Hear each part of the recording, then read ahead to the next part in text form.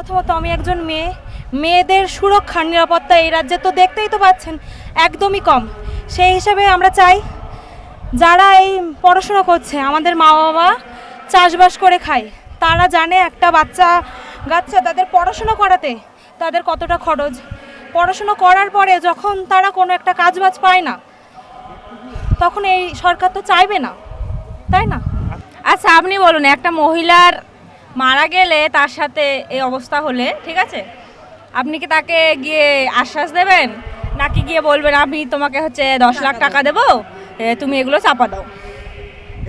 এটা তো আমরা আরজি করার সময় এই ধরনের একটা অভিযোগ। হ্যাঁ হ্যাঁ, এটা কি কেউ চায়? এটা কেউ চায়? এটা চাই না। যে আমাদের কিছুই দরকার না, সুরক্ষা চাই। আমরা চাই, আর কিছুই দরকার নেই। মহিলা মুখ্যমন্ত্রী তো, তিনি সুরক্ষা দিতে পারছেন। তিনি নিজে মহিলা হয়ে, ঠিক আছে, নিজে মহিলা হয়ে আমাদের পশ্চিমবঙ্গের মহিলাকে তিনি সুরক্ষা দিতে পারছেন না। তাহলে আপনারা এবার গ্রামের মহিলারা, বনগাঁর মহিলারা কি ভাবছেন?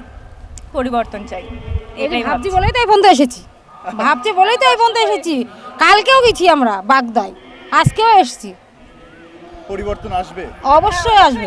এবারে কেউ ইয়ে করতে পারবে না। দিদি বলছে খেলা হবে। ও খেলা যত হবে, এবার কার তরফ থেকে খেলা হবে সেটা দেখুন। খেলা তো খেলা হবে একটা, অবশ্যই খেলা হবে। এর খেলা একটা হবে, কিন্তু তারপরেও মানে বুঝে শুনে খেলাটা হবে, এইভাবে খেলা হবে না।